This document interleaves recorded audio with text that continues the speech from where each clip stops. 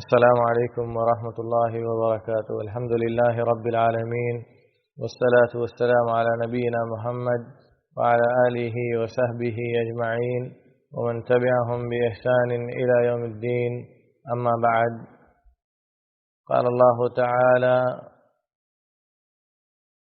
وما آتاكم الرسول فخذوه وما نهاكم عنه فانتهوا.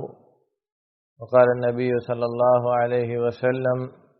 من احدث في امرنا هذا ما ليس منه فهو رد. اللہ رب العالمین احکم الحاکمین نے اس آیت کریمہ کے ذریعے ہمیں یہ تعلیم دی ہے کہ نبی کریم صلی اللہ علیہ وسلم بحیثیت مبلغ، بحیثیت نبی، بحیثیت رسول، تمہیں جو کچھ دیں اسے لے لو، جس سے منع کر دیں اس سے رک جاؤ. اور نبی کریم صلی اللہ علیہ وسلم اس حدیث کے اندر ارشاد فرما رہے ہیں کہ من احدث فی امرنا ھذا ما لیس منہ فہو رد او من عمل عملا لیس علیہ امرنا فہو رد. یہ حدیث قاعدہ ہے دین کے اندر بدعت کس چیز کو کہا جاتا ہے یا کس چیز کو کہا جائے گا، یا بدعت کا اطلاق کس چیز پر ہوگا. کیا ہر وہ چیز جو نہیں ہو اس پر بدعت کا اطلاق ہوگا یا نہیں؟ یہ حدیث قاعدہ ہے کہ بدعت کا اطلاق صرف ان چیزوں پر ہوگا جو بدعت اصطلاحی معنی میں استعمال کی جاتی ہے، جو بدعت دین کے نام پر کی جائے، جو بدعت دین سمجھ کر کی جائے، دین میں زیادتی جس کا ثبوت قرآن و حدیث سے نہ ہو، جس پر صحابہ اکرام کا عمل نہ رہا ہو. چنانچہ گزشتہ مجلس میں اس بات کی وضاحت کی گئی تھی کہ عید میلاد النبی منانا شرعاً منع ہے، حرام ہے، بدعت ہے. اس مجلس میں ان چند دلائل کی طرف اشارہ کرنا ہے جن سے مولد کے، میلاد کے، احتفال بالمولد النبوی یعنی عید میلاد النبی منانے کے جواز کا ثبوت دیا جاتا ہے کہ کیا واقعی یہ جو ثبوت دیا جاتا ہے حقیقی معنوں میں یہ ثبوت ہے یا صرف شبہات ہے. تو آئیے دیکھتے ہیں کہ وہ کون سے دلائل ہیں جن سے استدلال کیا جاتا ہے مولد کے جواز اور اس کے استحباب پر. چنانچہ اس سلسلے کی پہلی دلیل سورہ یونس کی آیت سے لی جاتی ہے. فرمایا اللہ رب العالمین نے: یا ایھا الناس قد جاءتکم موعظۃ من ربکم وشفاء لما فی الصدور وہدی ورحمۃ للمؤمنین قل بفضل اللہ وبرحمتہ فبذلک فلیفرحوا هو خیر مما یجمعون. سورہ یونس کی یہ دو آیتیں ہیں جن میں سے دوسری آیت قل بفضل اللہ وبرحمتہ فبذلک فلیفرحوا هو خیر مما یجمعون سے یہ استدلال کیا جاتا ہے کہ مولد یا میلاد منانا یہ مستحب ہے. چنانچہ اللہ رب العالمین یہ کہہ رہا ہے کہ اے نبی صلی اللہ علیہ وسلم آپ کہہ دیجئے کہ بفضل اللہ وبرحمتہ فبذلک فلیفرحوا، کہ اللہ رب العالمین کے فضل اور اس کی رحمت سے یہ چیز تم کو ملی ہے تو اس پر خوشی مناؤ، اور یہ چیز دنیا میں جو کچھ ہے اس سے بہتر ہے. اس آیت کو پچھلے آیت سے اگر ہم جوڑ لیتے ہیں یہیں اس کا رد ہو جاتا ہے. اللہ رب العالمین کہتا ہے: یا ایھا الناس قد جاءتکم موعظۃ من ربکم وشفاء لما فی الصدور وہدی ورحمۃ للمؤمنین. اے لوگوں، قد جاءتکم موعظۃ من ربکم، تمہارے رب کی طرف سے تمہیں واعظ کرنے والی چیز آ گئی، مل گئی. وشفاء لما فی الصدور، اور دلوں کی بیماریوں کا علاج ہے اس کے اندر. وہدی ورحمۃ، اور یہ ہدایت اور رحمت ہے مومنین کے لیے۔ قل بفضل اللہ، تو اے نبی صلی اللہ علیہ وسلم آپ کہہ دیجئے بفضل اللہ و برحمتہ، یہ چیز جو تمہیں ملی ہے یہ اللہ کے فضل اور اس کے رحمت سے ہے۔ وَبِذَلِكَ فَلْيَفْرَحُوا، تو تم لوگ اس پر خوشی مناؤ۔ یہ آیت دراصل اللہ رب العالمین قرآن کے سلسلے میں کہہ رہا ہے کہ اللہ رب العالمین نے تمہیں جو قرآن دیا اے لوگوں اور اے مومنوں، جو تمہارے لیے ہدایت اور رحمت کی کتاب ہے، جس میں تمہارے دلوں میں موجود بیماریوں کا شفا ہے،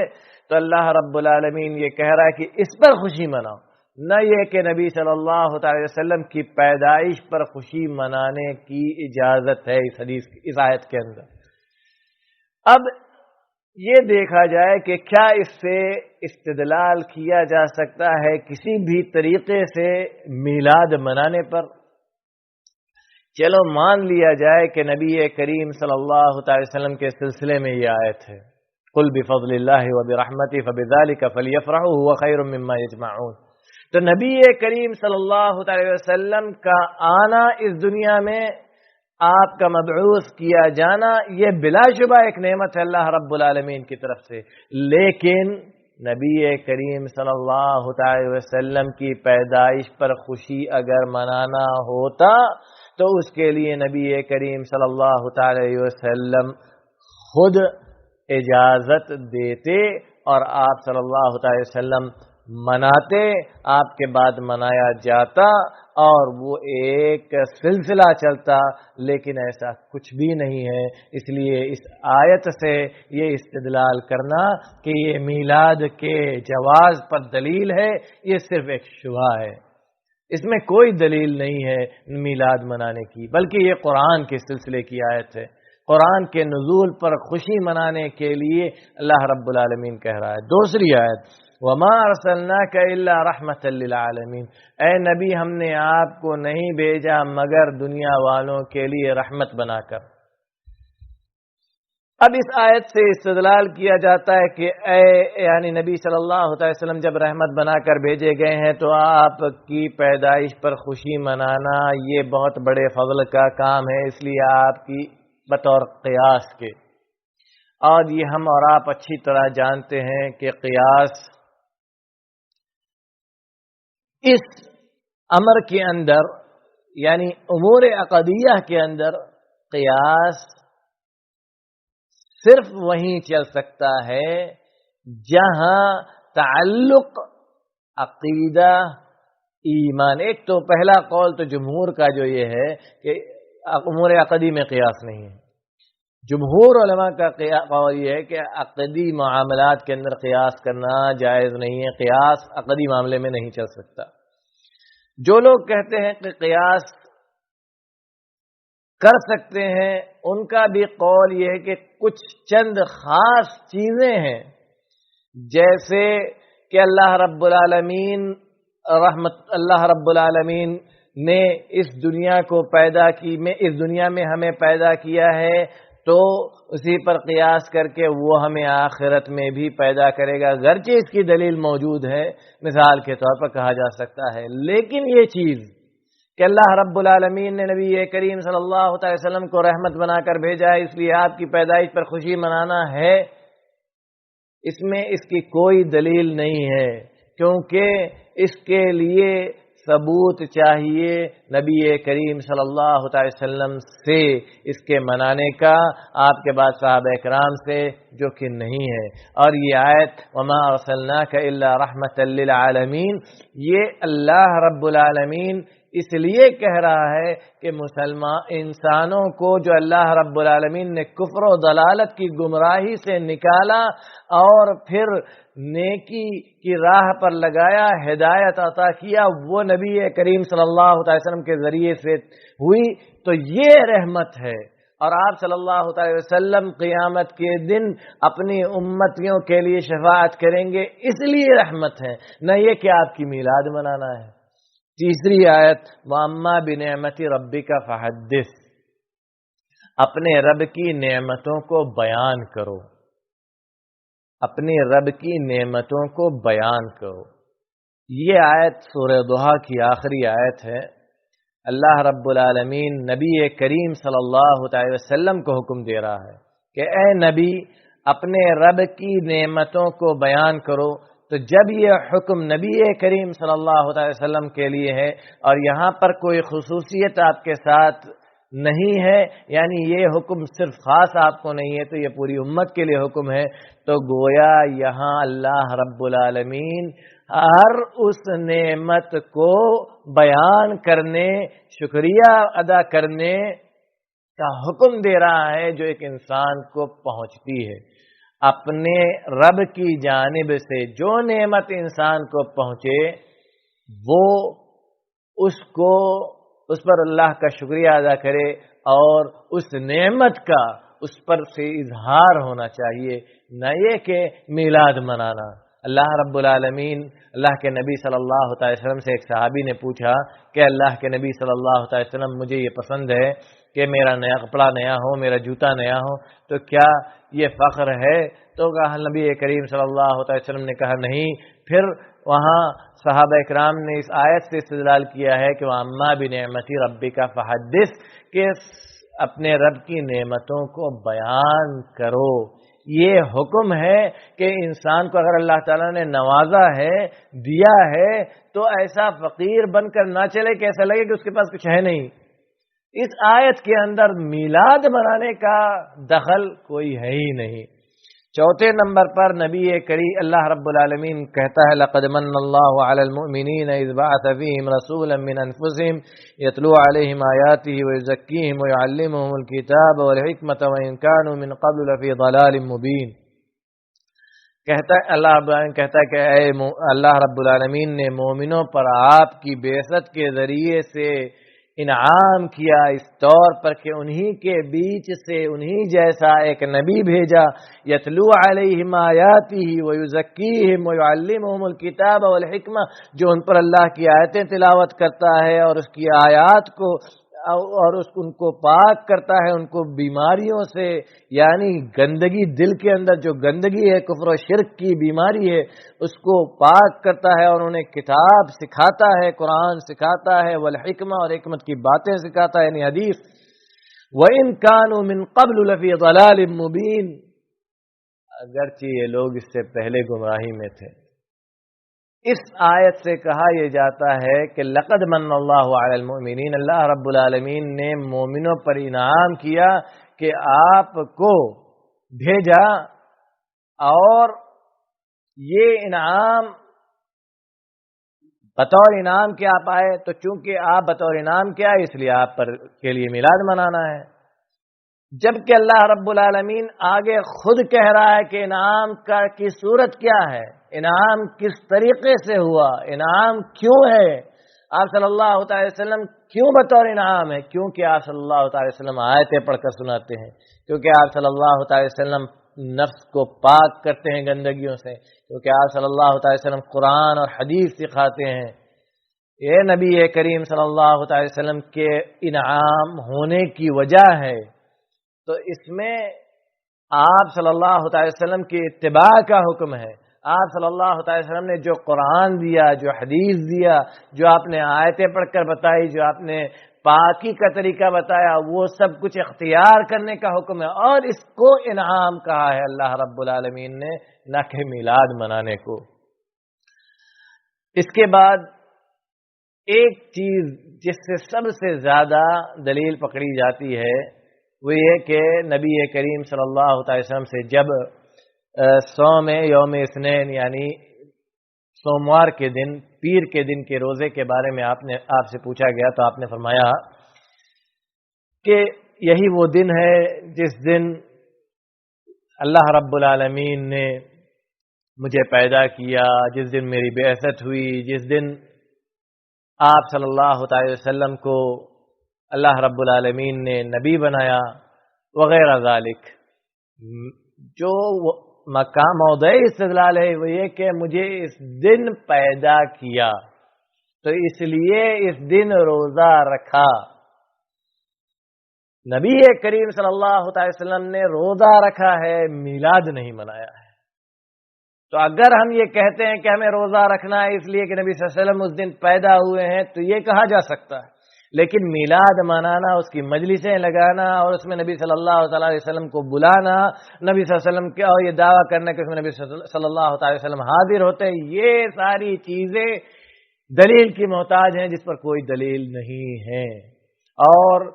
یوں تو یہ حدیث دلیل بن نہیں سکتی اگر ہم بالفرض یہ مان لیتے ہیں کہ نبی کریم صلی اللہ علیہ وسلم نے اسی لیے روزہ رکھا ہے کہ اس دن آپ کی پیدائش ہوئی، پھر بھی اس میں میلاد کی دلیل نہیں ہے، کیونکہ نبی کریم صلی اللہ علیہ وسلم نے ایک دوسری حدیث کے اندر یہ بھی ارشاد فرمایا ہے کہ ہفتے کے اعمال کو اٹھایا جاتا ہے وغیرہ ذالک، اور مجھے نبی صلی اللہ علیہ وسلم کثرت سے روزہ رکھتے تھے، آپ صلی اللہ علیہ وسلم جمعرات کے دن بھی روزہ رکھتے تھے، صرف یوم الاثنین کو نہیں رکھتے تھے وغیرہ ذالک، تو اس میں کوئی دلیل نہیں ہے۔ اور ایک چیز جس سے دلیل پکڑی جاتی ہے کہ 12 تاریخ کو آپ کا یوم پیدائش ہے، اس پر اجماع ہے، اس پر اجماع ہے۔ نبی کریم صلی اللہ علیہ وسلم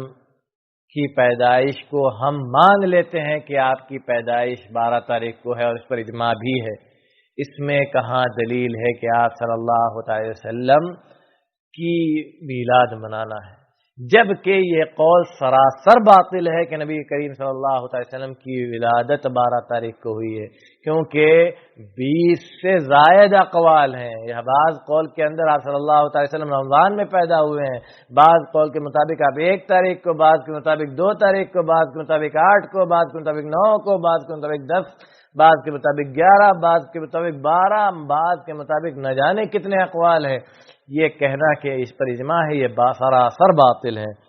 اور ایک دلیل یہ دی جاتی ہے کہ ابو لہب نے اس دن لونڈی آزاد کیا تھا۔ ایک چیز جس کی طرف اشارہ کر دینا بہت ضروری ہے کہ دلیل نبی کریم صلی اللہ علیہ وسلم کی وہی بات ہو سکتی ہے جو آپ نے بحیثیت نبی کے بتلایا ہے۔ نبی بننے سے پہلے کی کوئی چیز دلیل نہیں ہے، نہ نبی بننے کے بعد آپ صلی اللہ علیہ وسلم نے بحیثیت مشورہ کوئی بات کہی ہو، جیسے بریرہ اور مغیث کا واقعہ ہے، جیسے تعبیر نخل کا واقعہ وغیرہ ذالک، اور ایسے ہی بدر کے دن اترنے کا، بدر سے پہلے اترنے کا واقعہ ہے جس پر صحابہ اکرام نے آپ سے پوچھا کہ یہ وحی ہے یا آپ کی ذاتی رائے ہے، تو آپ نے کہا میری ذاتی رائے ہے، پھر صحابہ اکرام نے آپ کو مشورہ دیا آگے بڑھنے کا، آپ آگے بڑھے وغیرہ ذالک۔ یہ دلیلیں ہیں کہ آپ صلی اللہ علیہ وسلم کی وہی بات دلیل ہے جو آپ نے بحیثیت نبی کہا ہے، نہ کہ وہ باتیں جو آپ نے بحیثیت ایک مشورہ اور بحیثیت ایک عام انسان کہا ہے۔ تو کیا نبی صلی اللہ علیہ وسلم کی یوم ولادت پر اگر ابو لہب نے لونڈی آزاد کیا تو یہ میلاد منانے کی دلیل ہے؟ بالکل نہیں ہے، کیونکہ اس وقت آپ صلی اللہ علیہ وسلم نبی نہیں تھے، نہ تو ابو لہب نبی تھا، نہ تو ابو لہب کے پاس دین تھا، نہ ابو لہب نبی صلی اللہ علیہ وسلم کے نبی بننے کے بعد ایمان لایا، بلکہ سب سے سخت دشمن وہی ابو لہب تھا جس کے بارے میں اللہ رب العالمین نے اس کی اور اس کی بیوی کی فضیحت اور ان کو سرزنش اور تنبیہ کرنے کے لیے اور اس پر سخت عذاب ہونے کی دھمکی دیتے ہوئے اللہ رب العالمین نے سورہ تبت یدا ابی لہب نازل کیا، سورہ مسد نازل کیا، اور یہ فرمایا کہ بدبخت انسان ہے یہ۔ تو یہ کہنا کہ ابو لہب نے لونڈی آزاد کیا تو آپ صلی اللہ علیہ وسلم نے گویا میلاد منایا تو ہم بھی میلاد منائیں گے، تو ٹھیک ہے ابو لہب جہنمی ہے تو ہم سب بھی جہنم میں جانے کے لیے تیار ہو جائیں، کیونکہ بدعت کل بدعت ضلالہ وکل ضلالۃ فی النار، ہر بدعت گمراہی ہے اور ہر گمراہی جہنم میں لے جانے والی ہے۔ یہ ان دلائل میں سے چند دلائل ہیں جن سے میلاد منانے کا استدلال کیا جاتا ہے۔ اللہ رب العالمین ہمیں اور آپ کو صحیح معنوں میں دین کو سمجھنے اور اس پر عمل کرنے کی توفیق عطا کرے، جب تک زار فانی میں زندہ رکھے، اسلام پر عقیدہ توحید کے ساتھ زندہ رکھے، آمین۔ وصلی اللہ علی نبینا محمد وعلی آلہ وصحبہ وسلم۔ السلام علیکم۔